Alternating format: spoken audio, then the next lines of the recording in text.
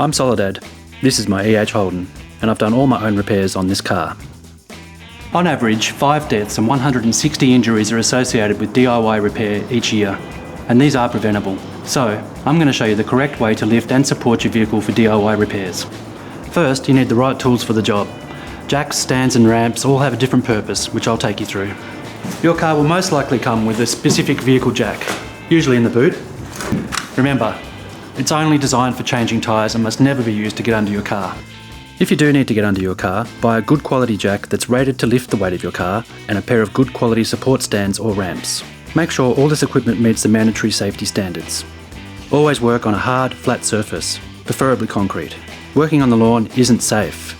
The surface needs to support the entire weight of your car and you don't want to risk it. Put your car in park and apply the handbrake.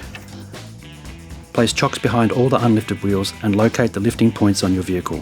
If you're unsure where they are, check the owner's manual. Then you can start to jack your car. Check the safety warning labels on your equipment.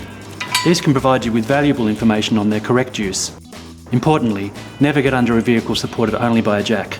This can be fatal. Never use bricks, blocks or wood in place of good quality stands. Some DIY videos will suggest making your own as a cheap option, but you'll be risking your life for the sake of $80. They're a good investment. Once you've raised the car, slide your support stands into place and slowly lower the car onto them. It's a good idea to give the car a bit of a push and a shake, just to make sure it's stable. If you're using vehicle ramps, check their rated capacity, specification, and again, compliance with safety standards. Always use 2 ramps. These should be in line with the wheels. With the steering wheel straight, drive slowly up the centre of the ramps. Use a spotter if you can. The spotter should be away from the path of the car. As a rule of thumb, the spotter should be on the driver's side, 1 car width away and 1 car length in front, so they can still see the alignment of the ramps and wheels, but are safe if the ramps move or if the vehicle slides off one or both of the ramps.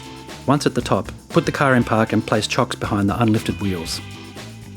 Being able to lift your car the correct way is essential for any DIY car owner.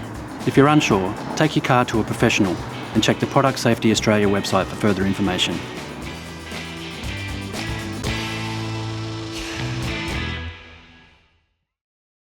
Authorised by the Australian Government, Canberra.